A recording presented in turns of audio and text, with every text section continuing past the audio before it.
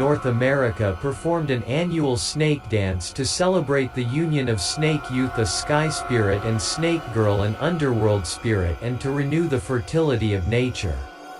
During the dance, live snakes were handled, and at the end of the dance the snakes were released into the fields to guarantee good crops. The snake dance is a prayer to the spirits of the clouds, the thunder and the lightning, that the rain may fall on the growing crops.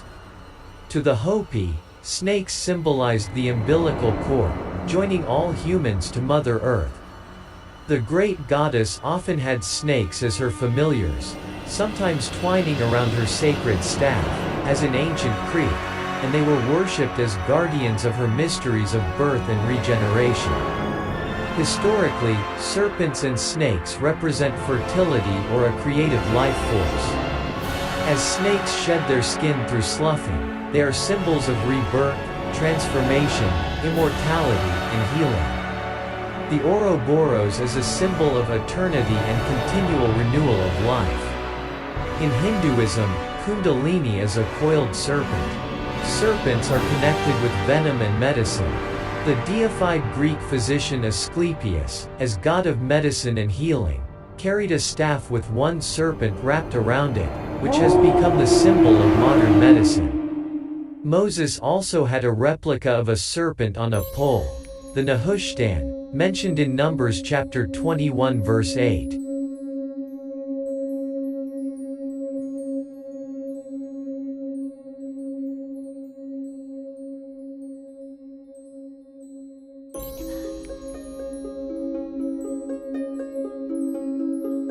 In many myths, the chthonic serpent, sometimes a pair, lives in or is coiled around a tree of life situated in a divine garden. In the Genesis story of the Torah and biblical Old Testament, the tree of the knowledge of good and evil is situated in the Garden of Eden together with the tree of life and the serpent. In Greek mythology, Ladon coiled around the tree in the Garden of the Hesperides protecting the golden apples. Similarly, Nidhogg Nagar, the dragon of Norse mythology, eats from the roots of the Yggdrasil, the world tree. Under yet another tree, the Bodhi tree of enlightenment, the Buddha sat in ecstatic meditation. When a storm arose, the mighty serpent King Mukulinda rose up from his place beneath the earth and enveloped the Buddha in 7 coils for 7 days, so as not to break his ecstatic state. Sometimes the tree of life is represented, in a combination with similar concepts such as the world tree and axis mundi or world axis, by a staff such as those used by shamans. Examples of such staffs featuring coiled snakes in mythology are the caduceus of Hermes, the rod of Asclepius, the staff of Moses, and the papyrus reeds and deity poles entwined by a single serpent wadjet, dating to earlier than 3000 BCE.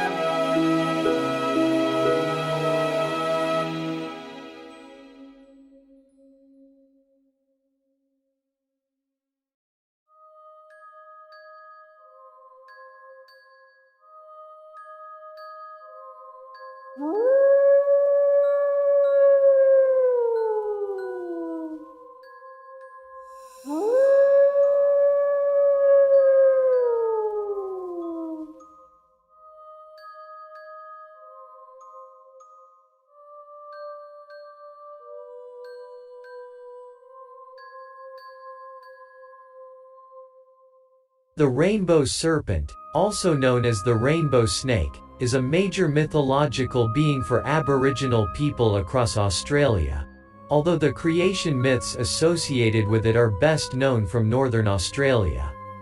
Occasionally, serpents and dragons are used interchangeably, having similar symbolic functions.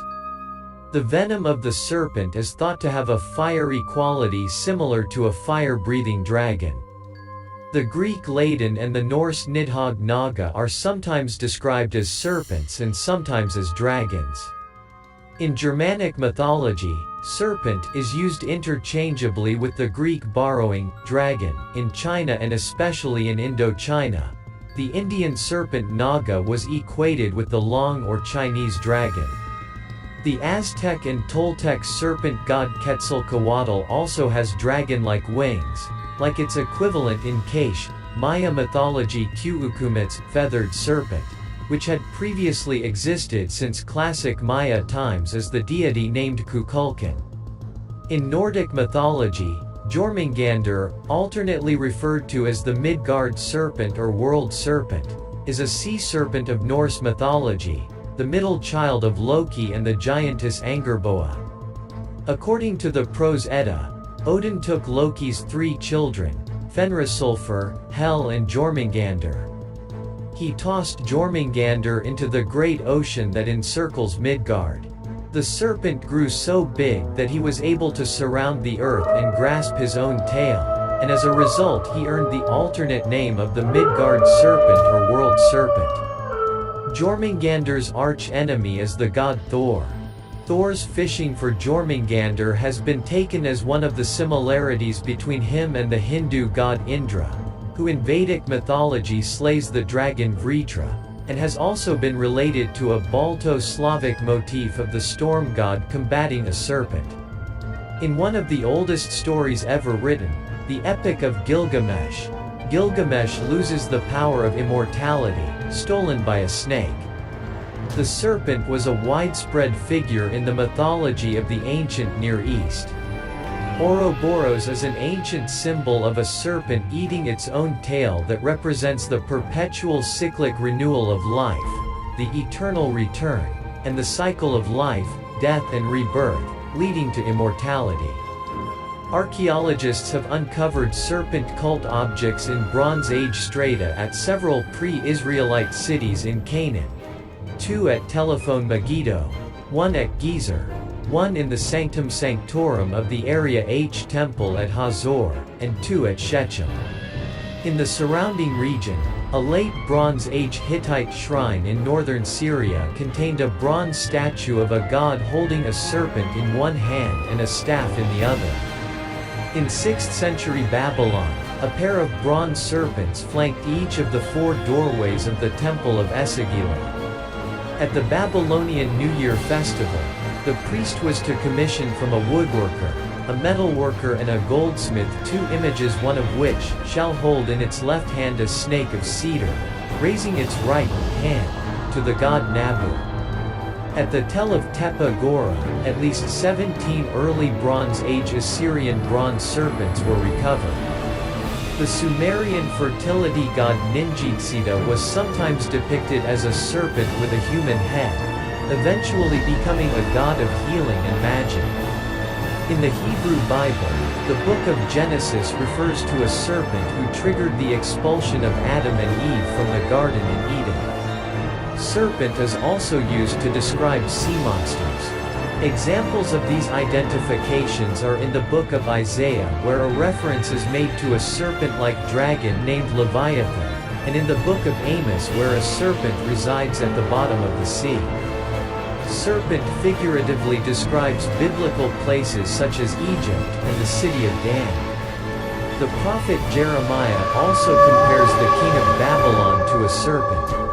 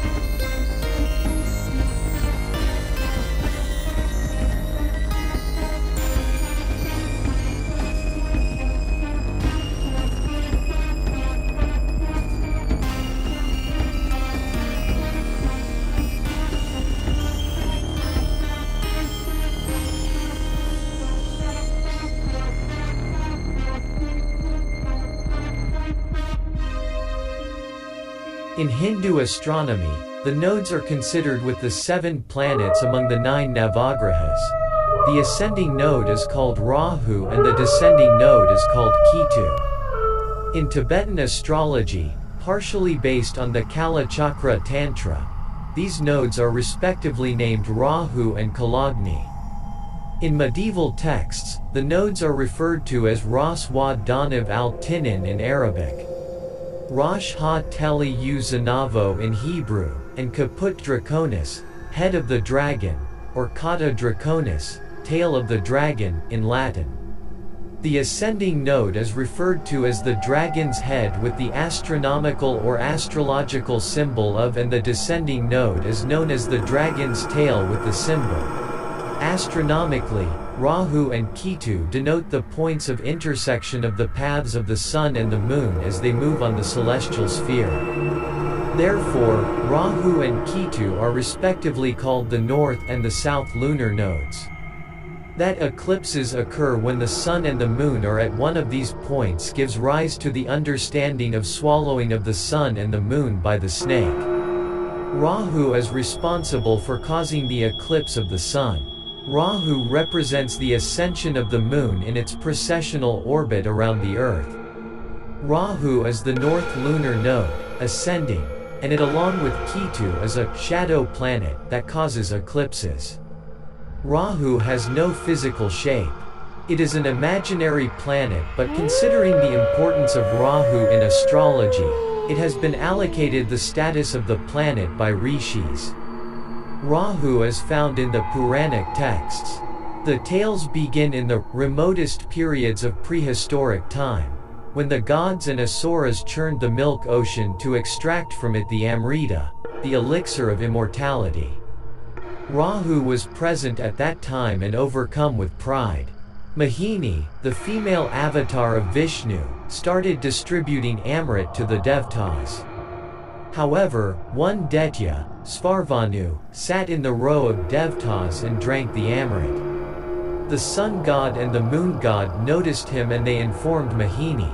However, by that time Svarvanu had already become immortal. Vishnu as Mohini cut off Svarvanu's head with Sudarshan Chakra. RAHU-KETU could not die, but his head was separated from his body and his head came to be known as Rahu, while his body came to be known as Ketu. Following this event, Rahu and Ketu were given the responsibility to influence the lives of the humans on Earth.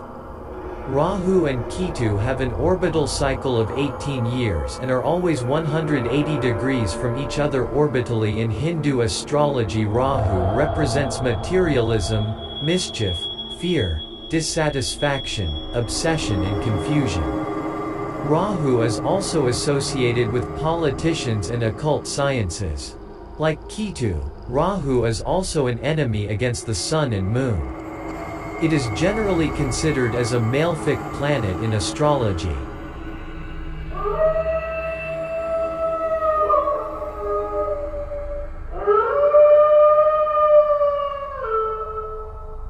According to the Mahabharata, the sun god Surya is also described as an enemy of Svarvanu.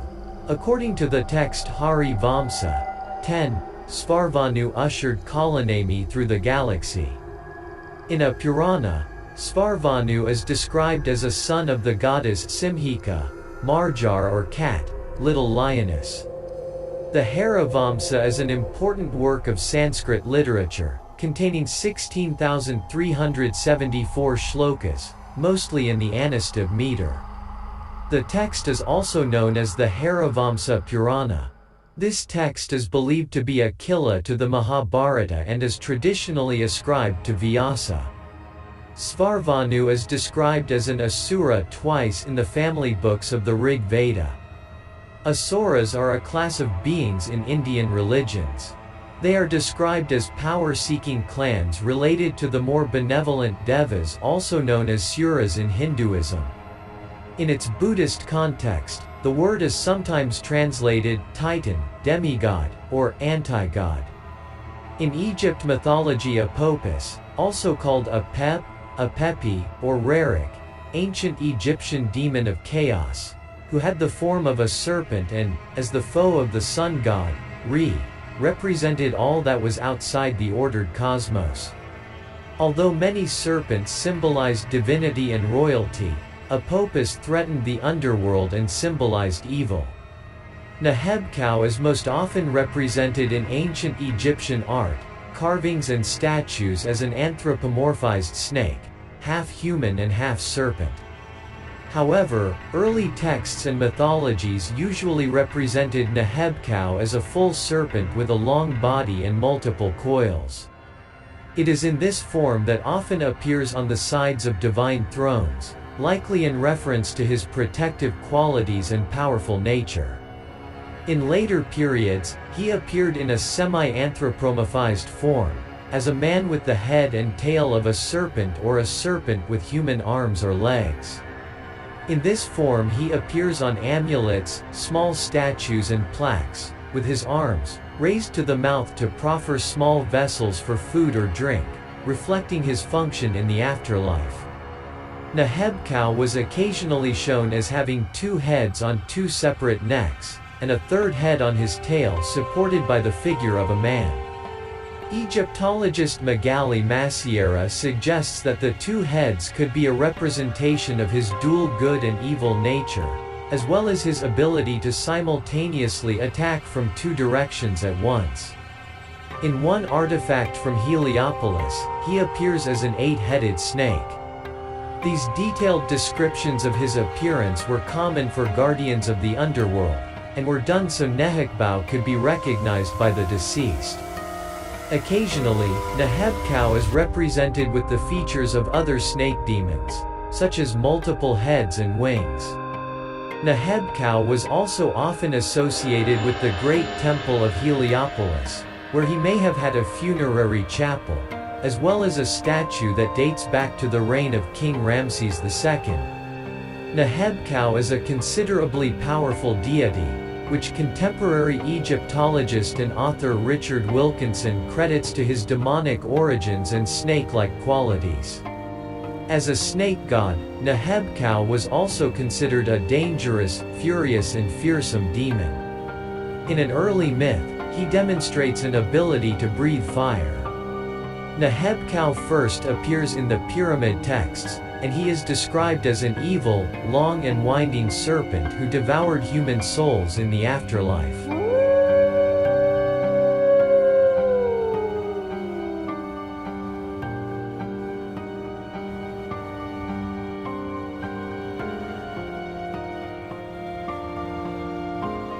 The lunar node is either of the two orbital nodes of the Moon, that is, the 2 points at which the orbit of the Moon intersects the ecliptic. The ascending, or north, node is where the Moon moves into the northern ecliptic hemisphere, while the descending, or south, node is where the Moon enters the southern ecliptic hemisphere. A lunar eclipse can occur only when the full Moon is near either lunar node, within 11 degrees 38, ecliptic longitude, while a solar eclipse can occur only when the new moon is near either lunar node, within 17 degrees 25. The lunar nodes aren't planets, but rather astrology mathematical points, that are directly opposite each other in the chart. It is said that your life purpose is encoded between them, in the line between north node and south node. The south node indicates your comfort zone, your habitual place, while your north node shows life lessons and what you're striving for in this lifetime. Both lunar nodes are almost always retrograde. The nodes are called by different names in different cultures of the world. In Sumerian religion, Nira is the suckle, or personal attendant, of Ishtaran, the local god of the Sumerian city-state of Dur. He was identified with snakes and may appear in the form of a snake on Kuduras, boundary stones. Of all the world's ancient calendar systems, the Maya and other Mesoamerican systems are the most complex, intricate and accurate. Calculations of the congruence of the 260-day and the 365-day Maya cycles is almost exactly equal to the actual solar year in the tropics, with only a 19-minute margin of error. Maya astronomer priests looked to the heavens for guidance. They used observatories, shadow-casting devices, and observations of the horizon to trace the complex motions of the sun, the stars and planets in order to observe, calculate and record this information in their chronicles, or codices. From these observations, the Maya developed calendars to keep track of celestial movements and the passage of time. The Maya also kept detailed records of the moon, although these do not seem to constitute a formal lunar calendar. In Maya cities, ceremonial buildings were precisely aligned with compass directions. At the spring and fall equinoxes, for example, the sun might be made to cast its rays through small openings in a Maya observatory, lighting up the observatory's interior walls. Other alignments might relate to the exteriors of temples and palaces. The most famous example of this kind of alignment can be observed at Chichen Itza, the principal Maya city of the Yucatan Peninsula. People still gather there each year, as they have for centuries, to observe the sun illuminate the stairs of a pyramid dedicated to Quetzalcoatl, the feathered serpent god. At the vernal and autumnal equinoxes, the sun gradually illuminates the pyramid stairs and the serpent head at its base, creating the image of a snake slithering down the sacred mountain to earth.